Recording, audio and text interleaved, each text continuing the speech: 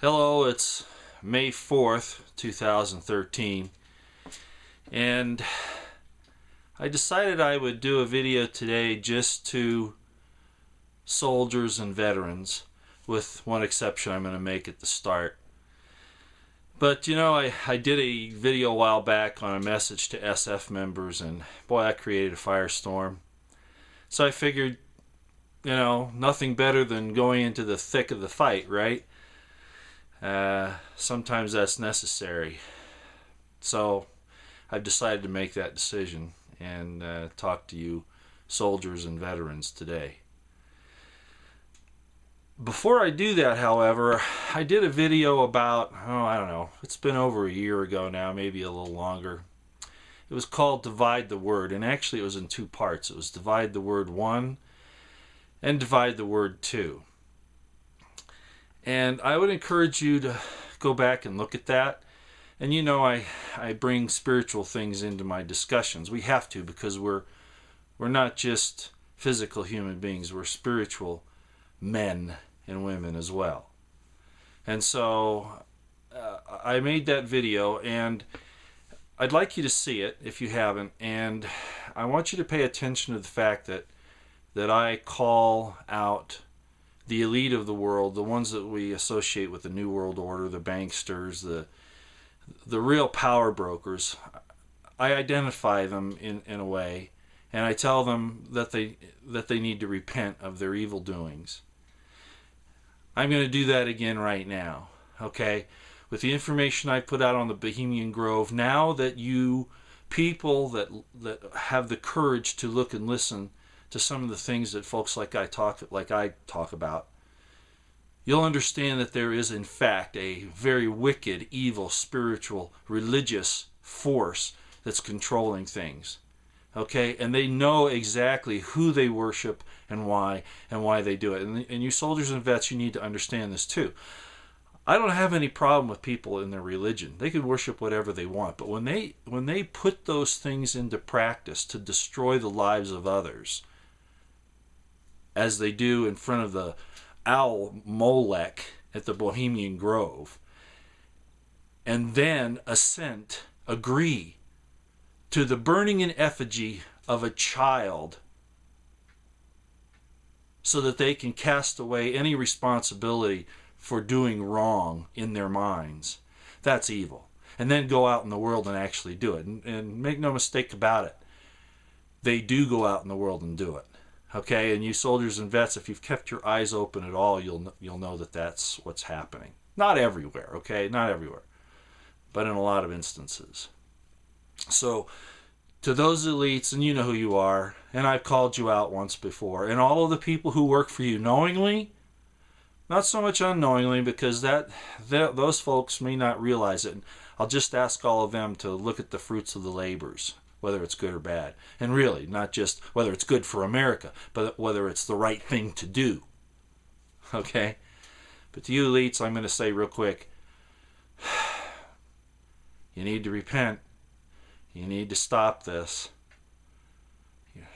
And that pit you're digging for others, you're going to fall in. And I don't really care about you anymore. I'm not that good. But you need to stop this, and you need to back off. And those in your circles that are considering maybe doing that need to do it very, very fast. All right. I just wanted to get that out of the way. Divide the Word 1 and 2. Okay, for those of you who wonder what in the world I'm talking about. Okay, I think what I'll do is I'm going to start off with something I mentioned a long time ago. Well, not a long time ago, but a few videos back.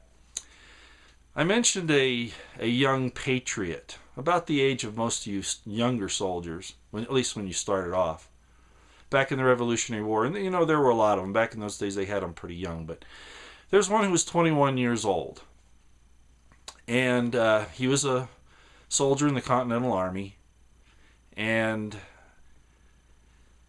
he was asked to go on an intelligence gathering mission to New York, I believe. And that's what he did. That was kind of the stronghold of the British Navy at the time, and the Army, of course. Well, during his attempts to gather this information, he was captured by the British. 21 years old. When they put the noose around his neck, this is what he said. And some of you may remember this from your history. I regret, but that I have but one life to lose for my country.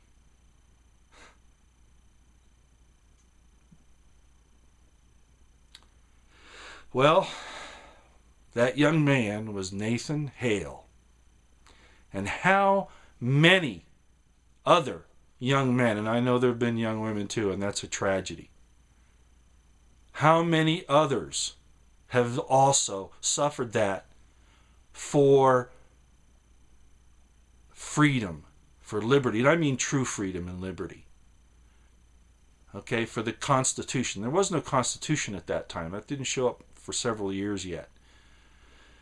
But they were at the point where they had the Declaration of Independence and, you know, the right of the individual. Okay? And then that finally matured into the Bill of Rights and the Constitution later. How many have lost their lives or been maimed for the principles of liberty and freedom? And I mean really that. You know my feelings, and I'm going to call you brothers in arms, okay? You know my feelings about what our nation has done in the last few years. If you don't know, and if you think that things changed after the Vietnam War, they didn't. You know, McNamara came out and said that it was a lie that we got into Vietnam, the way we did it, and what we were doing there. I'm not asking you to commit, anything that's going to get you in trouble if you're active duty or reserve or whatever. I don't want you to mutiny or anything like that. But I don't believe that our senior superior officers and some NCOs, although I have a lot more faith in the NCOs than I do the officers, I think a lot of them have lost sight of what this is really about. And I know a lot of you are having internal conflicts. When I was doing it, I had internal conflicts. When I was deployed or when I went overseas for something, and I knew that what I was doing was really not for the security. Maybe you don't know that. But I questioned some of the things I saw, whether it was really good. And I had an internal conflict. Follow your gut feeling on that.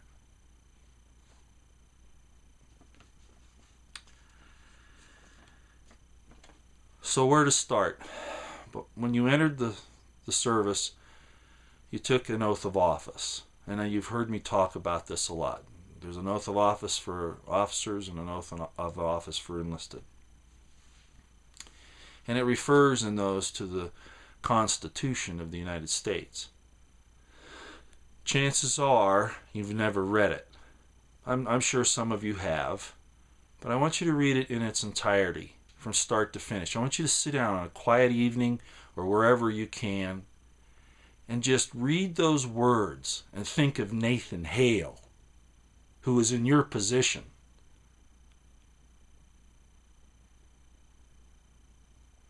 Start with the Bill of Rights, not with the Constitution itself. You can read the preamble of the Constitution first, that's okay. But before you go any further into the document, because those administrations and operations in the Constitution, which are really designed to cause a balance of powers, okay, are there to actually give protections to the Bill of Rights. And the Bill of Rights is really the core of what everything was that happened in 1776. So read the preamble, then the Bill of Rights, the first 10 amendments, amendments 1 through 10, and then go ahead and read through the rest of the document. Okay? Very important. And then think about your oath of office. You're not taking, when you go in the military, you're not there to serve necessarily the president or the Congress or even your superior officers, because the Constitution is what you swore an oath to. And as long as those people that you are obeying as a military person in the military, as long as what their orders and their agenda fits with the requirements of the Constitution, then you are bound to your oath to do as they ask you to do. But if they do not ask you to do something that's correct, or if they actually tell you to do something that's wrong, yeah, you're in a pickle. But as I've said in so many videos, now's the time to choose. We either stand up for what's right, or we watch everything about liberty and freedom dissolve in front of our eyes, and you'll lose it for yourselves and your children. It's that critical. There are really physical demons running our government right now. Not just in the government itself, but in those things that influence the government. How many of you like Halliburton, Kellogg, Brown, and Root? Not too many of you, I wouldn't think. You see? And those kinds of organizations, what did they do in Iraq? They were feeding the troops slop while they got the steaks. You know? Do you see? Do you see? I know, you didn't do this for a fun ride. You did it because you were willing to make sacrifices. But it's the principle of who's actually controlling this that I want you to understand. Yes, have that feeling of the flag in your heart. Remember Nathan Hale? That is right. Money. Stealing the resources of poor people and destroying their lives. That's not right. Being asked to stand against your countrymen who are seeking their liberties. If you try to prevent them from exercising their liberties, and I don't care what they tell you, oh, it's for the good of the country, we've got terrorists. They'll always present you with an enemy to justify taking the liberties away from those you are supposed to protect. And then there are some things that happen that have been recently, okay? If you've kept your eyes open at all, you know that the reasons that they've taken us to war on so many places, in so many places and at so many times, especially in the last 20 years, have been based on lies, subterfuge. Oh, WMD in Iraq, They keep coming up with the same storyline in so many places. Now, you're not really in a position to say yes or no at that point in time, but what you can do, as I've said earlier, is really, hold your superior officers accountable. And if they, they've put into place these whistleblower laws now, where if you try to show corruption in the government, you get in a lot of trouble. That's a risk we have to take. That's what our oath is about, is accepting the consequences of us standing up for what's right. Not just, as I've said before, not just when it's convenient for you to do so, but when it's imperative for you to do so. They issue orders to us, to you, under the most nefarious of circumstances. Remember when WikiLeaks came out with all that information, including the helicopter attack in Iraq there that Bradley Manning exposed? All right? And any of you who are trained and you look at those videos, you can see just as well as I could that was photographic equipment. There were no RPGs, there were no AK-47s. That was a group of civilians, photojournalists out trying to gather story information. And one of the journalists actually, he may have actually been the subject of the hit. I don't know about that, but I do know that those types of things are war crimes. They're wrong. And it takes a big person to be willing to stand up and say, I'm not going to go along with that no matter what happens to me. Because if we don't do that, ladies and gentlemen, our entire system, which is corroding and corrupting from inside to the outside, is going to fall apart like a leper, with no cohesion other than money to hold it together. And money is not a very it doesn't make for coherence, okay? Because eventually it turns to greed, and greed is always destructive. Wow, I sure philosophize a lot. Anyway, with WikiLeaks, all of this information was published in newspapers, in the news media, free access, right? What did they tell you? Do you remember what the military told you? Don't read that stuff, it's classified. No, they can't do that. You see, only their classified documents. Not if it leaks out. If it leaks out, you have every right in the world to see it in the main press. There was another attempt to shut down your First Amendment rights.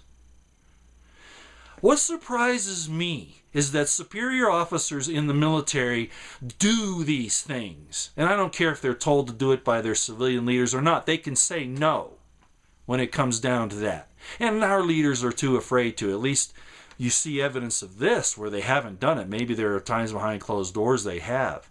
And there are good general officers and others that have done that, and they've suffered the consequences. But we all have to do it at every level, every rank, every MOS. Tell you can't read the paper because it might have classified information in it. That's an unlawful order. It's amazing to me what they've got. That makes me wonder about this cyber warrior stuff. We hear a lot about that. And I'm a baby boomer generation, so computers, I can handle myself, but I can't, in dealing with different things, but I really can't. I can't do the really detailed stuff, the really complicated stuff. But I heard this cyber warrior stuff, and I said, well, exactly how is that going to work? And I found out they have a propaganda war like on YouTube here. I'm engaged in it, obviously. And then there are those that counter me. But I tell you the truth. Okay, I might not have all the facts exactly right, because nobody does. But I'm not here to take away your liberty and your freedom. I'm here that you may have that life of liberty and freedom more abundantly by realizing the enemy that is trying to remove it from you and the rest of us. And there are those on there that engage in encountering me just on that reason, that they want to, be the big shots and get the information and use it in nefarious ways rather than speak the truth. So just remember that they told you couldn't read the newspapers because there might be classified information in there, trying to shut down your First Amendment. Now we have these orders that Christians can't discuss their faith or be engaged in any kind of a public area with discussing it. And if somebody overhears it, I'll bet you they get in trouble. Okay? Another effort to shut this First Amendment free speech down. And they're doing it to you. Remember, the military's always been the social engineering laboratory for the rest of the country. And I'm not saying that that's been a good thing. I talk a lot about that on this channel and what I feel the structure of our society should be. And I can't decide that for everybody, no. But there are obvious things that the military has been used to cook for the rest of society. And this thing with coming on Christians is one of them. If you folks in the military accept this, they're going to go to the next level. So don't let them. You just got to stand up now, even though it's going to be difficult. You got to stand up for that oath. And I know there are a lot of veterans out there that are on the fence on this thing too, but I hope that you still hold your oath of office tantamount to everything else, because without that, we won't have anything else. Why are so many of us killing innocents all around the world? Because of the orders of some superior officer. Our conscience is seared so badly that to keep us functioning, number one, because of so many tours and long hours, but number two, because a lot of us start questioning, our conscience starts bothering us. We start questioning what we're doing. So they load us up on drugs. Do you realize that we lose more of us from suicide than we do from combat casualties? That's never happened before. So there's this tug of war in our hearts saying, gee, I want to serve liberty and freedom, but what's going on around me? Why do I feel this way? It's because it's not true. That's not what we're doing. We need to abide by our oath of office. Well, I can get verbose, as you all know. Yes, I am concerned for the country. This is the gravest time we've ever seen because there is a spiritual force at work now unlike it's ever been in the past. And it has to do with the Bohemian Grove. Go look it up. Go watch this thing on YouTube. And realize that your leaders attend those things, or they take orders from the people that attend those things, or they sympathize with those people. Go look at it and ask yourself if you really want a part of that. If you decide to stay in the military, fine, but stand up for what's right, even if it isn't convenient for yourself. And the same would really go for police officers out there. All right? Too long today. I apologize for the short break there, but sometimes it's better I do that than I try to keep going, because these things are heartfelt to me. All right? Okay. Have a great day.